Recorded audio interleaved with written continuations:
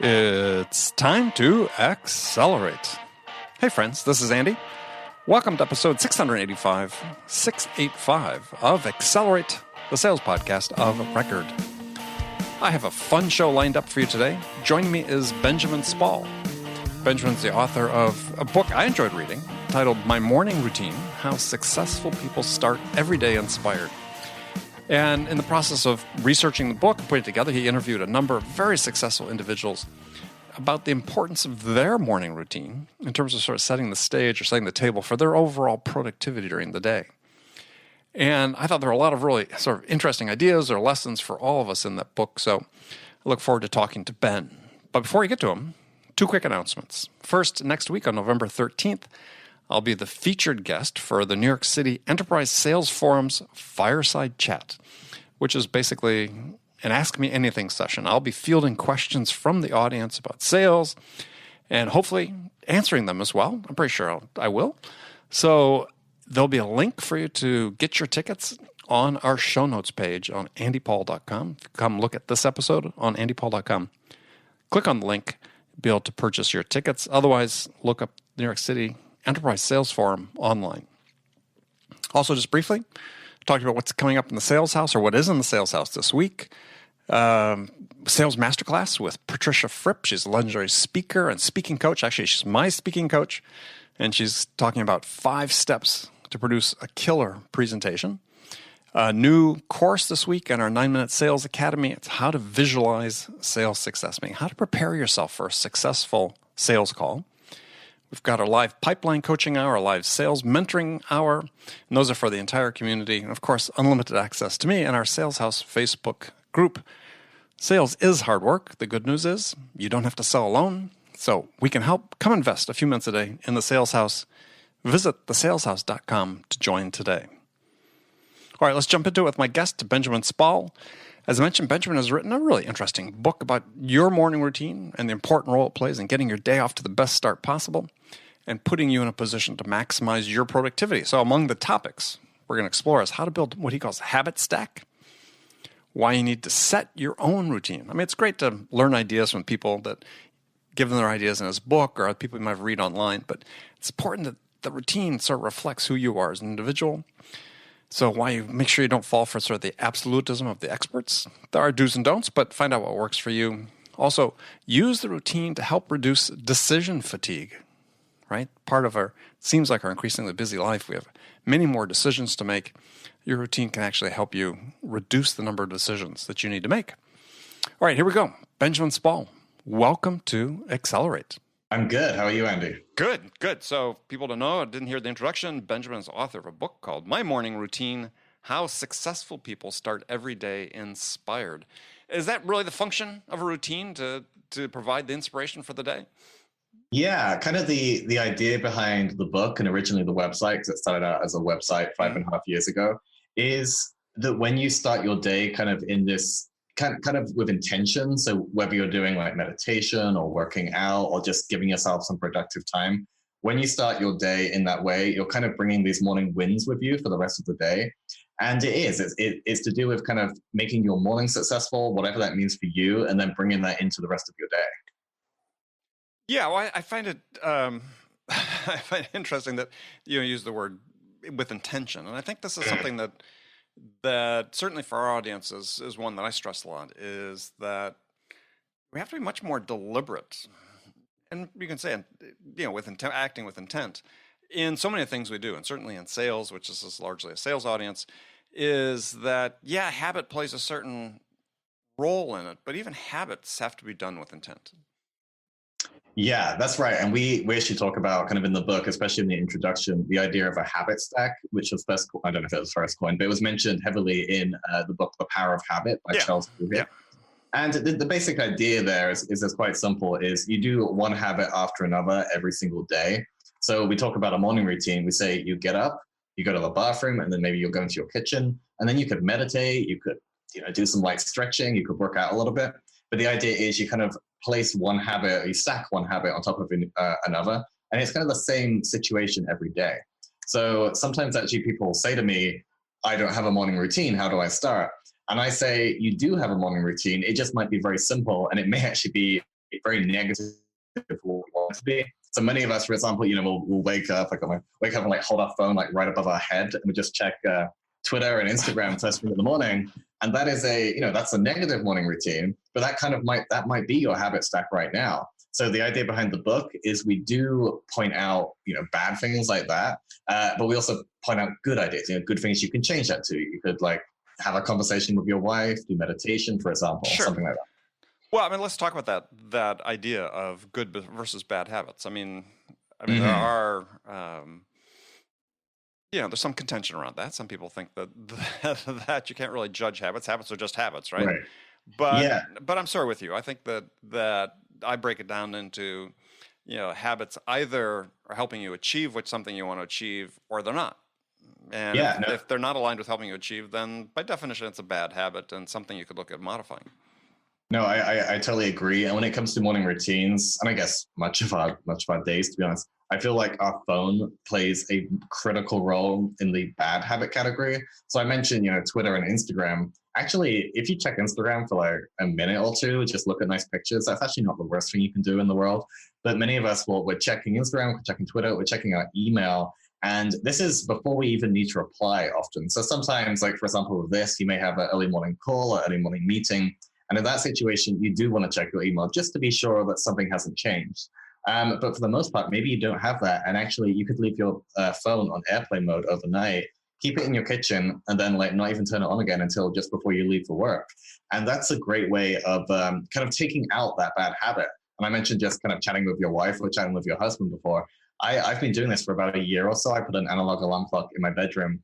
And I've been keeping my phone, in the kitchen, which, to be honest, I'm in San Francisco, so it's not a massive distance away. Mm-hmm. But and the idea there is I can come in and like I don't check my phone unless I have to for a meeting or something, and then we could just have a nice chat. I can make breakfast, we can chat about the day, and then just as we're leaving or just as I'm sitting down to work, if I'm working from home, I'll just turn it on at that point. And it's a really nice way to kind of take the phone out of the immediate morning. Okay, well, right. So the phone is this focus of what you consider a bad habit. Well, right. Tell people why is it bad? I mean, I don't think people uniformly believe that. So yeah, no, it's bad in terms of like what you're consuming on it. So like actually having the phone, for emergencies, and that's fine. And like I mentioned, having it for checking Instagram briefly, if you're mainly looking at nice pictures of nature, that's also fine. But checking email and checking Twitter when you don't need to, and when it's just going to you're going to get racing with ideas. Your emails might make you a little bit mad. You might get angry about something, but you can't really do anything about it that much until you're at your actual computer, your desktop or whatever. That I don't think is very helpful. And the thing is, we have that all day long. Let's define helpful though. What are we trying to accomplish? That's what, when we have a routine, what are we trying to accomplish with a routine? We talk about many things, but I think one of the main things, certainly for myself, is just kind of having a calm morning. And because our days are very, kind of all over the places, our days can be quite stressful. We can be doing a lot, and we're checking email all day, most of us. So actually, I feel like taking that out of the morning, not letting that be part of your morning routine, and just kind of having the calm of the evening and the nighttime kind of go a little longer in the morning. I think that's really powerful, especially as, like I say, the rest of the day, you are going to be checking these things. You are going to be dealing with email. So I think it's just good to have that time in the morning to yourself. Okay. So what was sort of the consensus from the guests that you interviewed, the experts you interviewed for your book in terms of their morning routine, in terms of phone usage? Let's start with there, because this is phone and email is particularly contentious idea. And quite honestly, I'm absolutely convinced by a routine, but I'm not as convinced by some of the people who are so fervent against the idea of checking email. Yeah, no, it's kind of, it's a little all over the place. And like in terms of, I got some stats here that are actually in the book mentioning phone. Yeah, so 60% of the people that we interviewed say that they do check their phone immediately. But the majority of those actually do say they wish they didn't. And I'm the same. Sometimes I do, I try my best not to, but sometimes I do. So the majority of those people wish they didn't. And it says 49% check their email immediately. So these are the people that, that they've decided they wanted to be in this book. They wanted us to interview them, and we decided that their routine was interesting enough to include in the book. But they still do these things that we suggest not doing. And I think that, first of all, it really shows how difficult it is to change these habits, to change these routines, especially in the beginning. But it really shows that many of us, we're not perfect and we try our best. And we have this question that we ask everyone, which is, what do you do if you fail to follow your morning routine? And that could be, just a small part of it or just the whole thing in general. And many people, they just say, if I fail, I just try my best to get back on it the next day, but I try not to let it affect me that day. And the important point there is many people, they have this idea of, if you fail to do something, if you fail to do something that you're doing every day and you just fail to do it one day, you're kind of stuck. You kind of ruined it. You break it. You've broken the chain.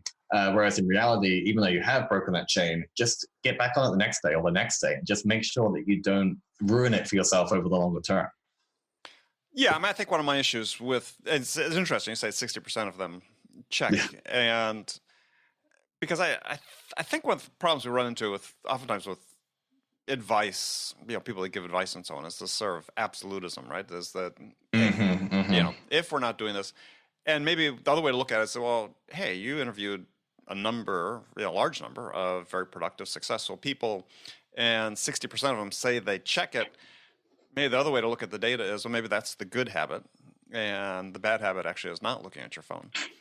That's true. I actually didn't think of it that way, to be honest. But, no, I think, but in terms of absolutism that you mentioned, that's really something we're going against. And there are many books, many articles for sure, about morning routines nowadays that are kind of like, you have to get up at 5 a.m., you have to do this, you have to do that.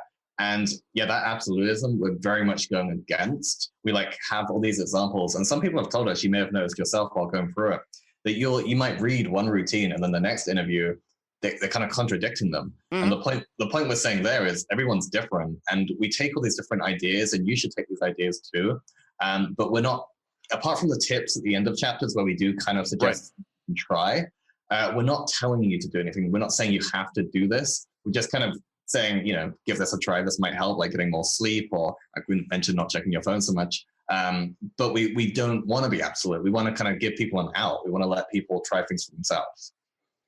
Yeah, I think, to me, the bottom line with the morning routine is that, there's value in having a predictable way of getting started in the day. And there are certain absolutely essential things, I think, that as you evolve into your life have to be accomplished in the morning. Otherwise, they just don't happen. And there are things that are important in your life. And it could be meditation. It could be whatever, just for the reasons you talked about. And we'll get into some of those in a bit, as whether it's meditation, exercise, or whatever if they're not part of that morning routine, as you said, life is busy. And they're just not going to happen. And no, we have a whole chapter in the book on morning workouts. And I actually work out at lunchtime most days, not every day, but most days I work out at lunchtime because that works for me. But the reason we suggest giving, morning workouts a go, or working out in the morning a go, is because exactly what you said, you can kind of, if you're doing it first thing, you're much more likely to stick to it and much more likely to actually do it. And we talk about, leaving your workout clothes out the night before. That's a typical trick that people use. But you're much more likely to actually do it than if you're trying to do it like in the lunchtime or at the end of the day, when things get in the way and you might feel behind on your work and you feel like you can't take that time. So if there's something you're really struggling to do, and it may not be working out, it may be meditation, it may be like important, higher level productive work that you feel like you can't do during your actual work day, just try that out in the morning, kind of give yourself a little slice of time there, because you're much more likely to actually get it done because you're kind of waking up in that fresh and relaxed state. Yeah, as I went through the book, I could actually sort of say, okay, looking at the routine and say, okay, this person is either single or has no kids. And they were the people that worked out midday, worked out later in the day, deferred things. You have that freedom and flexibility.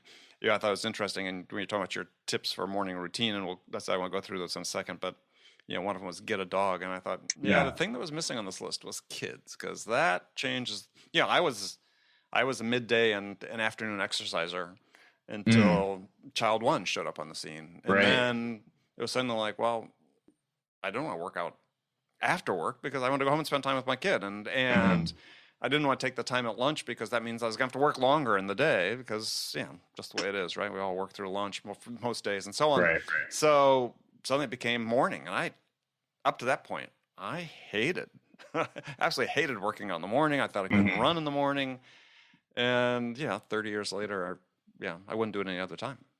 Yeah, no, it definitely shifts with kind of like you say what you have to do or like what you can fit in. And we do have a chapter in the book on parents of young kids, and in that chapter they like I suggested they all have like younger children, and they kind of speak through what works for them. And kind of like the other routines, it's just to be taken with a grain of salt. That's what works for them. It may not work for you. And they kind of all contradict each other, of course. Mm-hmm. But that was very helpful to actually have that idea in there. But to your point, totally, like actually having to shift around when you do things, working out being a great example is that's all part of it. And we talk in the book about adaptation. And the idea there is if you change a routine, if something drops out or if you add something in, just be aware of it happening and like think, are you doing it on your terms or at least on the terms of, what's needed for you and your family? Are you doing it on those terms or are you doing it for some other reason? And if the reason is you just feel like you don't have the time, then maybe you could shift it around. Maybe you could change it around if you really still want to do it. But don't worry about things dropping out if you really are not enjoying them. You're not getting much out of them. Like we say, start out if you want to try meditation, for example. Start out just doing 10 minutes a day. But if after doing 10 minutes a day for a few weeks, 3 or 4 weeks, you really feel like you're not getting anything out of it, then that's fine. Just drop it. And if you're really enjoying it, then maybe increase it. But the whole idea is to experiment and actually try these things at least once. Yeah, I mean, meditation was an interesting one because, obviously a number of people brought that up in their morning routine. And I was looking at that, I was thinking, to me, that's, I wouldn't put that in my morning routine. I mean, I do meditate, not as frequently as I'd like, but I use Headspace and other things, the apps like that is I want to do it in the middle of the day because I feel when I get halfway through the day, for me, the most effective time is, okay, I'm sort of revved up.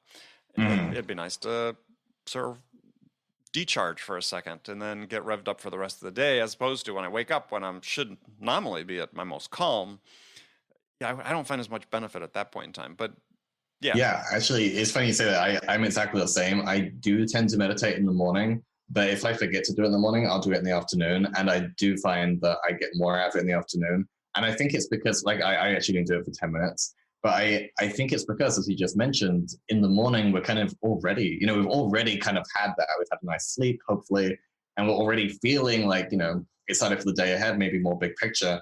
And then when it comes to the afternoon, you kind of need that. And I definitely get what you're saying. I definitely need that recharge sometimes to kind of, at 2 p.m., you just might be bogged down with emails and like everything seems important. You meditate for 10, 15 minutes and you're like, you remember what really is important and it can kind of bring you back around. So yeah, I'm actually going to try and start doing that a little bit more in the afternoon myself. Yeah, interesting. When people go through the book there, I think they'll find it somewhat amusing, I guess, is how many people have like eaten the exact same thing for breakfast for 30 years or 20 years. And it's just like, and I sort of chuckled at that, but then I think, okay, well, I've not been too different actually. Right. It's probably not too far off. Well, certainly in the last close to last 10 years. Right. Yeah, 5 days a week. I pretty much have had the same thing. Yeah, my banana, blueberry, protein, fiber shake. I mean, it's like, and it's just, it's easy. It's predictable. I know it's there. It fills me up, keeps me filled till lunchtime. It's sort of the value for me is, the predictability, but also the fact that it is filling. And so I think it just sort of takes something else off the plate. Yeah, no, I like me and my wife, we do change our breakfast around slightly, but not dramatically. And kind of like, as you were saying, the one thing that we've really focused on is we'll always keep us fed or, filled up till lunchtime. And I think that's what people find what does, what gives them the energy to work and get stuff done in the morning. And that's kind of the most important part. To be honest, the breakfast and drink question, that was more just for fun. It wasn't as much of a statistical analysis as a lot of it. But that was interesting. It was also interesting to see how many people drink coffee, which was even higher than we thought it would be. Oh, really? Yeah, I would. Yeah, I would have thought. I wouldn't have been surprised if it's 95%. I mean, yeah. What we got here? Coffee is. It's only 29%. But wait, only 29% drink coffee in the morning? As their very first drink. Oh, so it's the very first drink. Okay. Yeah, so a lot of people were drinking water first. Yeah. But I think I think if you say how many people are drinking coffee overall, it's much higher. Yeah. I was gonna say I'm not a coffee drinker, and I'm about the only one as the only one I know that doesn't. Well, I want to go through some of your tips for morning routine because I'm a fanatic about certain aspects of my morning routine, and interested to hear a little bit and have you share with what you found with some people you talked about. So you talked about experiment with your wake up time, and I found, and this you also had this discussion about the quote unquote controversy about people hitting their snooze button on their alarms. And I always thought and I believe that part of my morning routine is after I'm an old person, but I mean a relatively old person, but after being in the work life for decades, I don't need an alarm. Right. But I was surprised by how many people set their alarm, or you just had talked about hitting the snooze button to get those extra 15 minutes. Yeah, well, I would say the majority of the people I don't know if it's the majority, but a lot of the people who said that they do use an alarm, they kind of just use it as a backup to hedge against oversleeping. Mm-hmm. So I totally get that because I always set an alarm, and it's pretty rare, maybe one day a week or a 5-day week that I actually wake up to the alarm. I'm pretty much always waking up before it. But I totally get that because it kind of does suck if I didn't set that alarm and I slept for 45 minutes, an hour longer. Like I work from home for the most part, and I don't have to be somewhere at a particular time, but it would kind of suck. I'd feel like I was behind for the whole day. It would ruin my morning routine. So that's what a lot of people were saying. They're mainly just setting it to make sure they don't oversleep.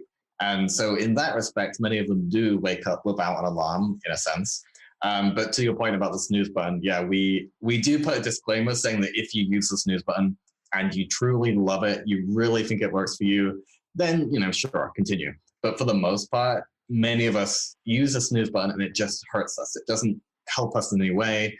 And we said, just try, figuring out how many snoozes you normally do. So figuring out what time you normally tend to get up once you've snoozed, and then just put your alarm at that time and just, work through it for a week or 2 weeks or 3 weeks. And then just do that, because the snooze button is not good. Being in that, that kind of wakeful state, it is not particularly helpful for many of us. And as I said, if it truly works for you, then continue. But we would suggest against it. Yeah, the other thing I'd suggest is, and not that too many people ask my advice on their absolute morning routine, getting out of bed, but so again, so surprised whenever people had sort of stayed in bed after they woke up.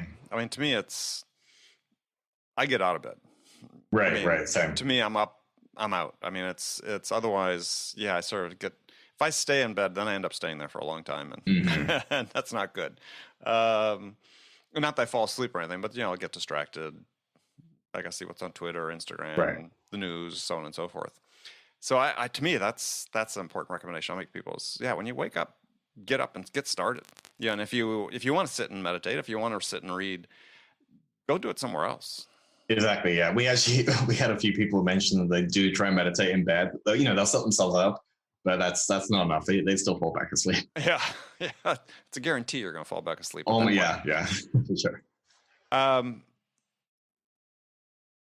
Exercise is a big one, and you talk about you like just get outside and do something. But I believe certainly I've worked in sales for a long time, and one of the most common things I've seen among people who are most successful in this profession are people who have a routine, people who are committed to habits, and exercise is one of those. And it's not a judgment on those who don't, but it seems to be an integral part of people that, at least in my experience, have a little bit more energy, a little bit more commitment to hitting goals, and so on.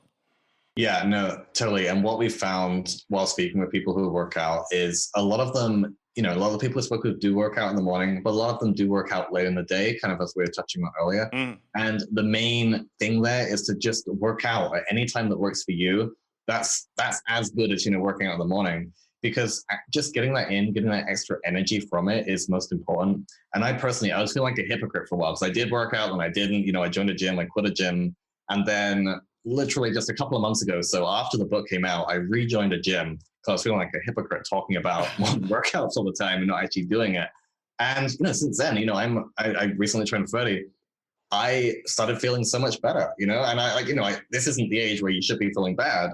And I joined the gym and I just, did some light weights, and now my body feels better every single day. And I have so much more energy, and energy in the afternoon in particular is definitely something I've struggled with, having that kind of fatigue in the afternoon after lunch.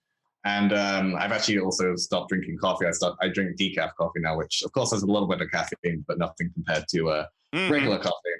But actually, so joining a gym, changing to decaf, it's really made a big difference to me and my energy and just my general well-being. I always had like a lower back pain, and just like going to the gym 4 or 5 days a week has just completely got rid of that. And so we talk about morning workouts in the book, but we do mention just if you can get a workout in at any time of the day, it's incredibly helpful.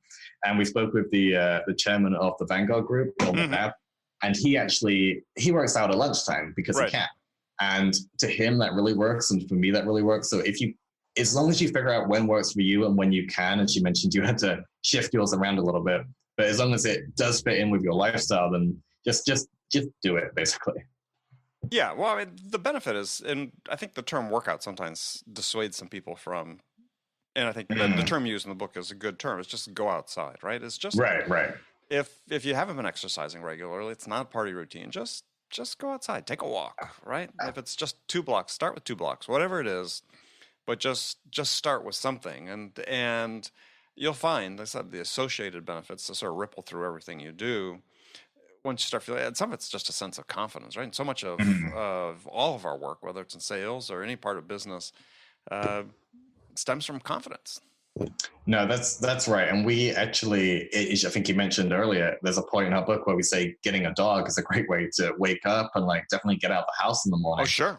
And just a week ago, I was at my in-laws' house with my wife, and we're looking after their house and looking after their dog, and they have an enormous German Shepherd. So that thing needs a long walk every single morning, and it's very hot, in California. So we had to go up like 7:30 a.m. at the latest, and we would take him on a long walk. And by the time we got back, all 3 of us were exhausted, and he would lay down and sleep for hours. But it was a great way to get some exercise in, and even though you don't need to walk that far, and definitely if you have a smaller dog, you probably just want to go a few blocks. Just having that and having that motivation to get you out of the house is great, and just having that, the fresh air and everything, is a really great way to start your day.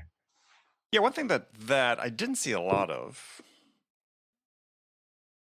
and maybe not enough that really just stood out, is for me, reading a little bit in the morning. Not news, not social media and so on, but a book, business related, typically for me, in the morning, non-business at night. Is really essential, and for me, as part of my routine, is sort of just get my thoughts going. I make sure I take notes. That's part of the routine. Is actually I cut and paste between the book and Evernote, but it's my form of taking notes. But it's just for me, it's a way of getting the learning juices going, maybe in the morning, and I think that's so important during the day, as you have that mindset going into the day of, all right, what information am I going to be able to learn today? What can I learn new today? Right. And you talk about people waking up with gratitude. For me, I wake up with curiosity. And I wake up with optimism, right? I can't wait to see what I'm going to learn today. Yeah, no, I like that a lot. And you're right. I think 3 or 4 people did mention it, but that's not a lot in terms of the whole book. But no, that's actually, for me, that's the dream. Reading in the morning, that's kind of like what you do stuff for, But a few people mentioned it. A few people mentioned, sitting in their library, which is also a dream. Just reading in the morning. What, you don't have one in your apartment in San Francisco? I do not. No, I have a bookshelf. Even that is a little too big for the apartment. But it's that just, it really is important. If you have that time, or if you make time, you make it a priority. I think that's great. Definitely to like keep you productive, keep you on your toes. And I love what you say about waking up with curiosity. I think that's a great way to be. Yeah, and I really have to monitor that. Like some people do is, if I read something business related right before work, or right before sleep, excuse me. Yeah, it's a problem, because the mind is going, and I've got tons of ideas, and the way I could do something simple like put down Evernote or Bear or one of my note taking things on my phone, but But then they sort of tend to get lost. So I end up Hmm. I email these thoughts to me one thought at a time. So I see them when I wake up in the morning. But That's right. yeah, but waking up with 12 emails from myself is Yeah. usually means I didn't go to sleep very, very Right, quickly. right, right. So Yeah. yeah, for me the opposite of the inverse of the business reading in the morning is pleasure reading at night, Yeah, for sure. and I'm trying to listen to my wife and not read on my screen at night Mm. before going to sleep, because science is pretty clear that doesn't help you get to sleep. Yeah, yeah. I'm actually the opposite. I'm always telling my wife to stop looking at her phone, or at least put on the flux thing, whatever the equivalent is. At least Right, put that on, right. which isn't perfect. It doesn't take it all away, but it does help. So I'm always trying to get her to do that. But yeah, you mentioned sleep. That's actually one of the most important points that we found in the book.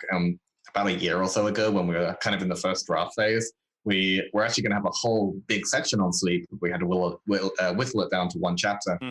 But basically, what we found is from all the people we interviewed, both for the book and for the website, getting enough sleep is kind of like the most important things that they touch upon. And we think this is because, and I found this while speaking with people, if you really just don't get enough sleep the night before, your morning routine, it could be the most elaborate, impressive thing in the world, but you're not going to get anything from it. You're just going to be tired. You're going to be going through the motions. You're probably not going to work as hard for a workout or like be, concentrate as much if you're reading.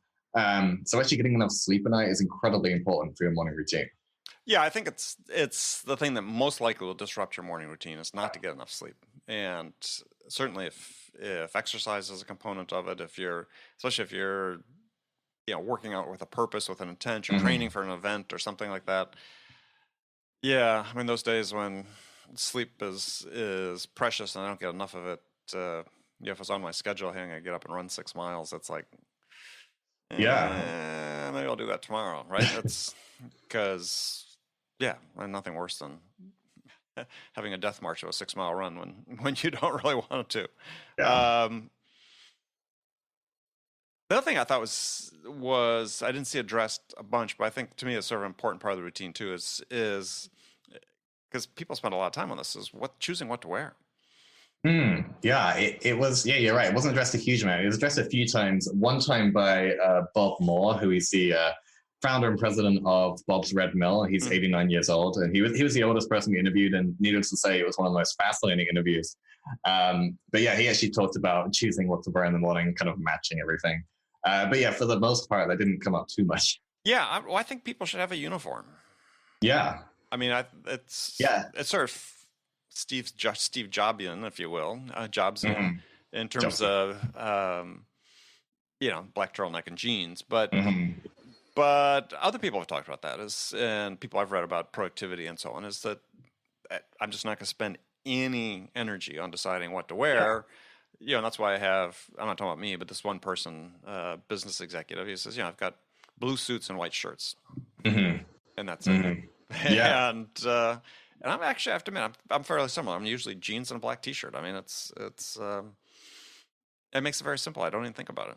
Yeah. We touched upon that very briefly in regard to decision fatigue in the book, and kind of the idea that in the morning you have this baseline number of decisions you can make. I'm not entirely sure of the science behind it, but it kind of makes sense. And the idea of being the more decisions you can make, the more tired you get, and kind of you struggle to make good. And you struggle to make decisions at all, but you also struggle to make good decisions, like healthy decisions for yourself. So we do suggest, even if it's not workout clothes, like just your regular clothes, put them out the night before if you can. As you mentioned, like make this a uniform of sorts, just make it very simple. And then, like in the morning, just put those on. Don't even think about it. Just have them there ready to go.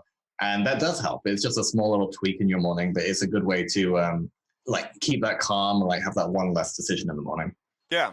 So last thing is, and we're running out of time here, but one important part of my routine is giving myself a few minutes to think. And just sort of random thinking. Usually they come in the shower, which is sometimes unfortunate because it's hard to remember these days. Those thoughts. Sometimes when I'm out for a run or a bicycle ride, it's like, okay, I got to stop, send myself an email, make sure I remember this one. But I think it's important to have that time where you're just sort of free to ruminate, and because Yeah, the rumination and studies I think have shown this is just so important in terms of surfacing ideas and thoughts that Mhm. maybe coalescing things that really appeared while you were sleeping that you weren't even aware of, that or you get out and in a form you can make actionable. Yeah, no, I think a few people mentioned this, and I totally relate to your, having to stop your bike. And like, I've definitely had times when I've thought of something or I'm reading something and I don't have a pen or I don't have my phone. And I think to myself, is this is this good enough for me to actually have to get up? And you're like, yeah, I guess I should. But Yeah. no, I totally relate to that. But no, a few people in the productivity section mentioned that. Definitely Bill McNabb, the Vanguard chairman, he mentions that for sure. But yeah, no, that's super important to me. We actually recently interviewed Cal Newport for our website. He's not in Hmm. the book, the author of Deep Work and several others. Right. And he mentioned something similar, of course. So it is important to have that high level thinking and bringing it back around to meditating in the afternoon. That's kind of when I come back to that. If I'm thinking an email is very important, I'll meditate for 10 minutes and then I'll be like, okay, in terms of what my goals for the year, my goals for the next 5 years, this isn't remotely important. I should probably answer it, but it's not important. So yeah, actually having the ability to have that high level thinking, kind of know what your goals are, know what your ideas are, is incredibly important, and especially in the morning. Excellent.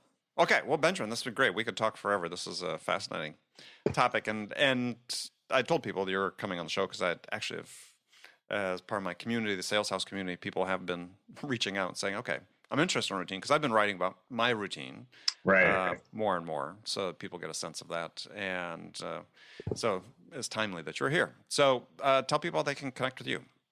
Yeah, I mean, the book is our website is mymorningroutine.com. And if you go to mymorningroutine.com/book, you can find, the Amazon links and everything like that. And you can find me personally at benjaminspall.com. And I'm on Twitter and Instagram at benjaminspall. Excellent. Well, good. Well, thank you. Thank you very much. This was great. It's been fun. Okay, friends, that was Accelerate for the week. First of all, I want to thank you for joining me. And I want to thank my guest, Benjamin Spall. Join me again next week as I welcome Amy Franco to Accelerate. Amy is the author of a new book titled The Modern Seller: Sell More and Increase Your Impact in the New Sales Economy. Now, before you go, don't forget to check out the Sales House, that all-in-one sales learning, coaching, mentoring, and development accelerator just for B2B sellers. Visit thesaleshouse.com. I look forward to seeing you there. So thanks again for joining me. Until next week, I'm your host, Andy Paul. Good selling, everyone.